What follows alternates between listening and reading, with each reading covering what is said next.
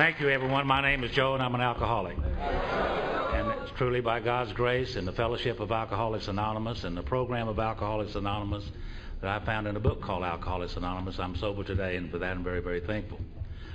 Charlie. Hi, everybody. My name is Charlie Parmlett. I'm a very grateful recovering alcoholic. Hi, Charlie. Because I'm a member of the fellowship of Alcoholics Anonymous, and by the grace of the power that I found in the 12-step program of Alcoholics Anonymous, I haven't found it necessary to take a drink for 10,516 days today, one day at a time, and for this I'm grateful. It's great to be here. Let's go to the bottom of page 63. We've made our decision. We've uttered our prayer.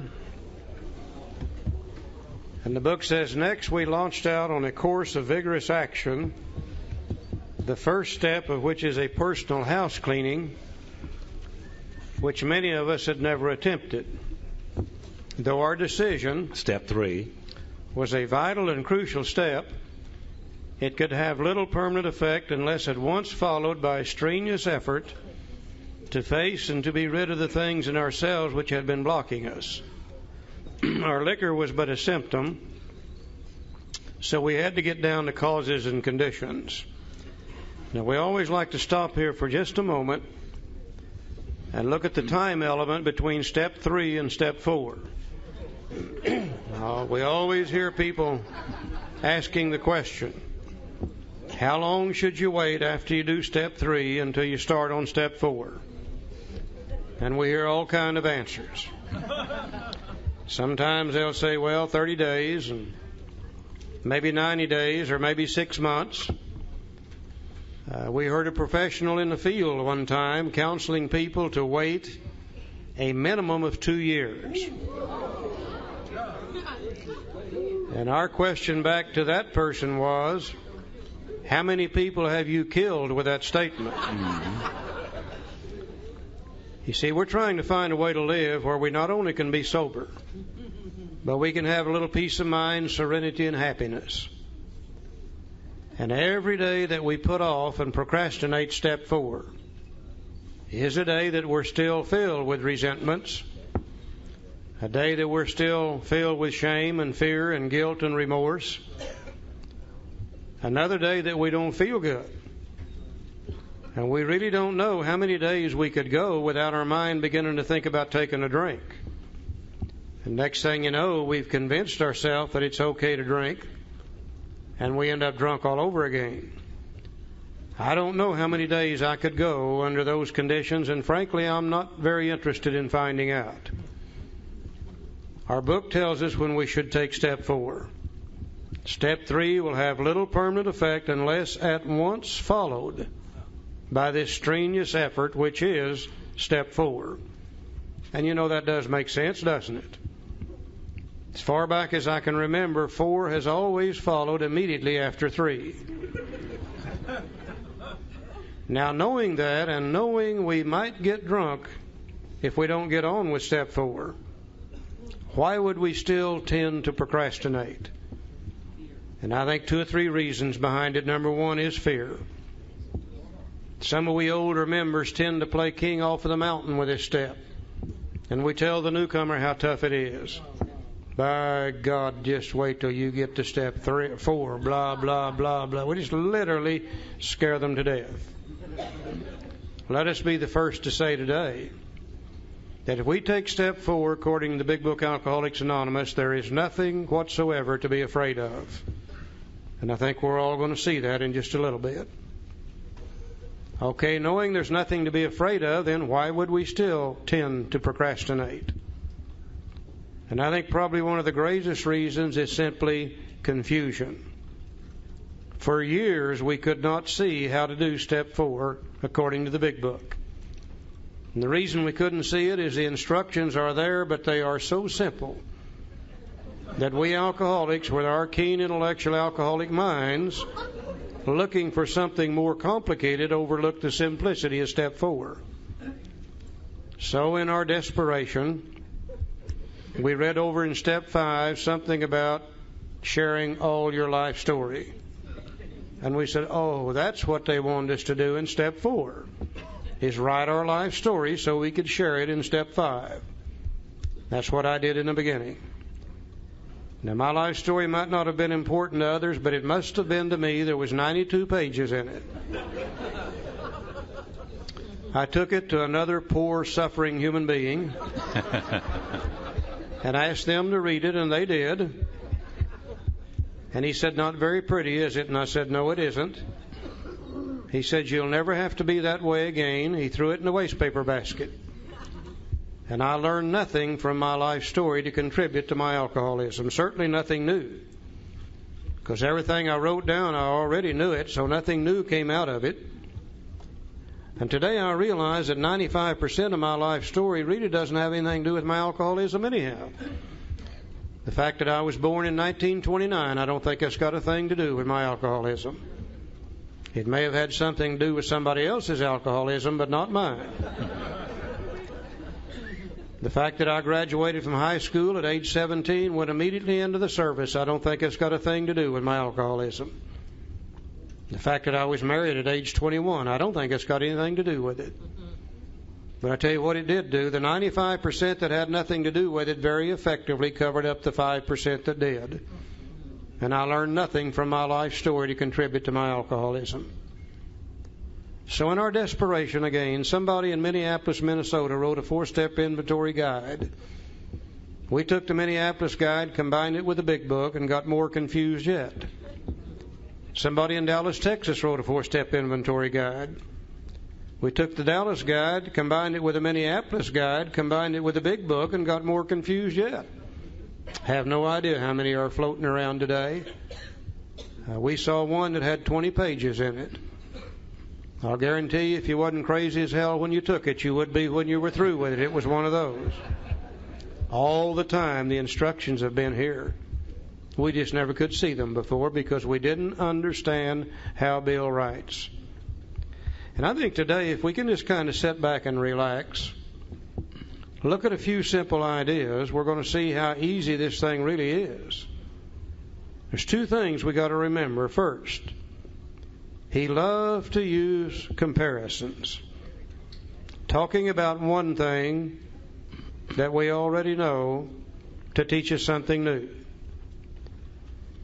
Also, he did not like to repeat himself using the same words over and over. So he would tell us something, then turn around and tell it again, but use different words the second time. And bearing those 2 thoughts in mind, I think we can see how simple this thing really is.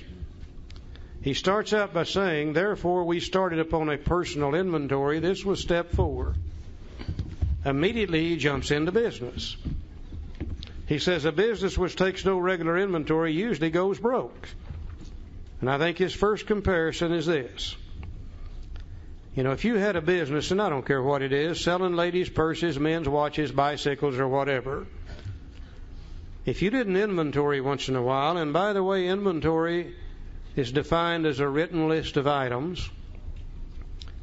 If you didn't go in there and make a list of the things that are in there, you wouldn't know what's been stolen that you didn't get paid for. If you did an inventory once in a while, you wouldn't know what's been sold and you need to reorder to put new stock in its place. If you did an inventory once in a while, you wouldn't know what's become damaged. Nobody wants to buy it. It's sitting there taking up valuable floor space day after day after day. You're probably paying interest on borrowed money to put it in there in the first place. If you did an inventory once in a while, you wouldn't know what's become out of style. You need to put it on sale so you can get it out of the store to put something new in its place. If you had a business and you did an inventory once in a while, you probably would go broke, and I think we can all see that. Okay, in our personal lives, we have a business too. It's the greatest business in the world for us. And it's the business of finding a way to live where we can have a little peace of mind, serenity, and happiness so we don't have to go back to drinking. And if we don't inventory in our personal business, chances are we're not going to find what's damaged and unsaleable in our heads that's going to cause us to go broke too. And going broke for us is simply going back to drinking. So whether we're dealing with a personal business or a business, in either case, we would probably go broke without the inventory. Now then, he's going to tell us how to take a business inventory. He says, taking a commercial. Now, dad burn him, he could have said business again, couldn't he? But he'll use the word commercial, which means the same thing. Taking a commercial inventory. Now, Joe, up here on the screen, and you also have it in your handout material, we're going to have a little picture up here that's going to be called inventory comparison. I think it's step 5 in your handout sheet. On one side says business, the other one says personal. And we're going to take a few key words out of the big book and put it under business. He said taking a commercial inventory is a fact finding, and we're putting fact finding under business. And a fact facing process, we're putting fact facing under business. It is an effort to discover the truth, and we're putting truth under business, about the stock in trade, and we're putting stock in trade under business. The stock in trade is what's in there to sell.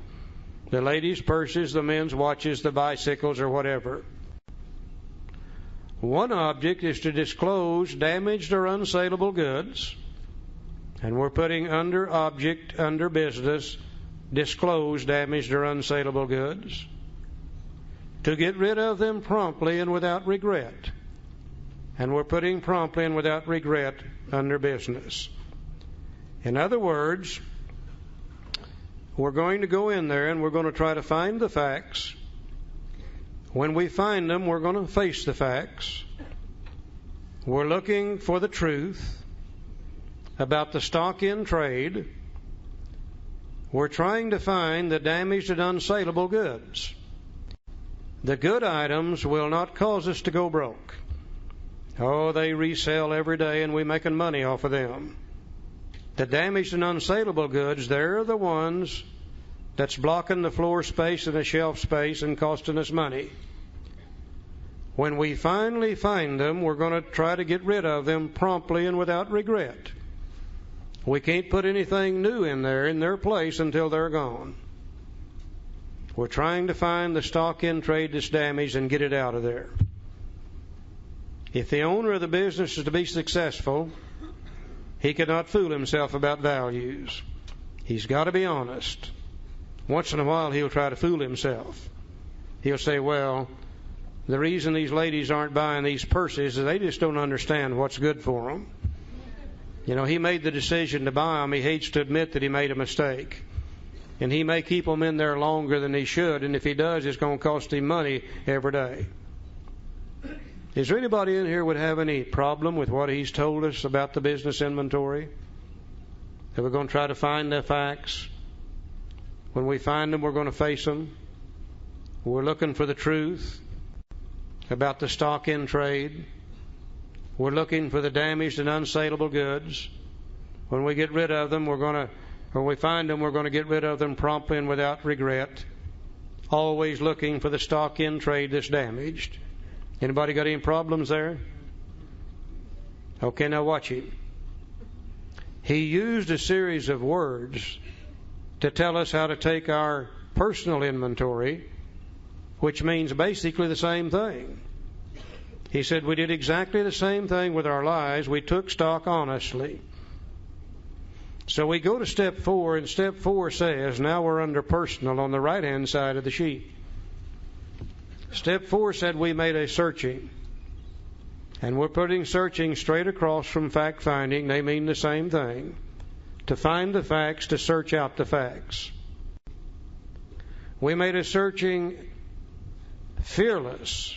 And we're putting fearless straight across from fact-facing. They mean the same thing. To face the facts, to fearlessly look at them. We made a searching, fearless, moral. And there's where we got in trouble. We said, oh, damn. There's that list of dirty, filthy, nasty items. And we don't want to look at them, and we sure as hell don't want to show them to anybody else. Now, I'm not sure what all Bill Wilson knew. But I know one thing, this guy understood the English language. And I really believe that if he'd wanted you and I to make a list of dirty, filthy, nasty items, he would have said we made a searching and fearless, amoral or immoral inventory. He didn't say that. He said moral. Bugged the hell out of us. Till eventually we went back to the dictionary. Do you know what the word moral is defined as? Truth. Things as they really are. The right and wrong of any given situation. The truth about things. So truth and moral mean exactly the same thing. We made a searching and fearless moral inventory of what? Of ourselves. We're the only stock in trade that we have in this business of staying sober. Nobody else can make us sober, and nobody else can make us drink. Oh, I'll agree, they can make us thirsty as hell once in a while, but they can't make us drink. We decide whether we drink or not. Now, what part of us decides whether we drink or not? Is it our body or is it our mind? The real problem of the alcoholic centers in the mind. So we're going to look inside ourselves, in our minds, and we're going to find those flawed thinking processes, which is the damaged and unsaleable goods, that block us off from God. Now, we've made a decision to turn our will over to God. And as long as our mind is filled with damaged and unsaleable goods, then God can't direct our thinking. We're going to have to find them, and after we once find them, then we're going to get rid of them promptly and without regret. And when those flawed thinking processes leave our minds, then our mind is opened up for God's thinking to enter. But it's only after they're gone that God can enter. Now, there are three common manifestations of a life run on self-will, and we've already talked about them. The flawed thinking processes in our mind that blocks God out are resentments, fear, guilt and remorse associated with the harms done to other people. And as long as our mind is occupied with those thoughts, then God's thoughts can't come in. It's just that simple. Now, I like to look at my head up here as a little bitty store, not much, a little bitty Quick Trip or 7-Eleven, not a hell of a lot in it, never has been. Over here in this part of my store, I've got some display cases, and they are filled with resentments. Damn him, damn her, by God I'll show them, blah-de, blah-de, blah, blah, blah, blah, blah, blah, blah. Those display cases are already full. God simply cannot get in there because He is blocked out by the damaged and unsaleable goods called resentments. Over here in this part of my store, I've got a little file cabinet, and it's filled with fear. Oh, my God. What's she going to do when she finds out about this one? Oh, my God. What's the banker going to say when that check hits there this time? He's already told me he's going to file on me next time. Oh, my God. Is that my car sitting out in the front end torn up? Don't know how. Oh, my God. And on and on and on. God can't get in there. He's very effectively blocked out by those fears. Back here in the back of my store, I've got a little file room, and it's full of guilt and remorse. God dwells in each of us. We know the difference between right and wrong. We do these things that hurt other people. We're scared to death what they're going to do when they find out, and the guilt and remorse begins to eat us up. God can't get in that storeroom. He's already blocked out of there. Have an emergency phone call, Charlie. Have an emergency phone call for whom? Pam and Paul Madison. Who? Pam or Paul Madison. Pam or Paul Madison. Pam or Paul Madison. Okay. Back at the tape table back at the back. I hope everything's all right. Yeah. Now, if I want God to direct my thinking, then I'm going to have to do something about the removal of these resentments and these fears and this guilt and remorse.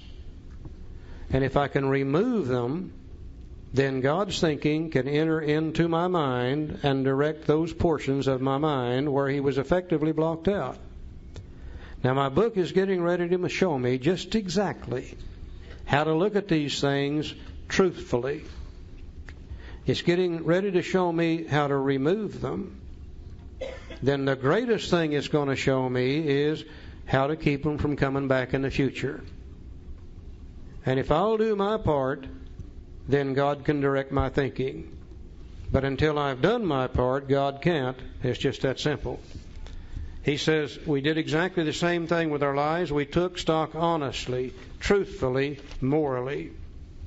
First, we searched out the flaws in our makeup which caused our failure. Being convinced that self manifested in various ways and what had defeated us, we considered its common manifestations. Resentment is the number one offender.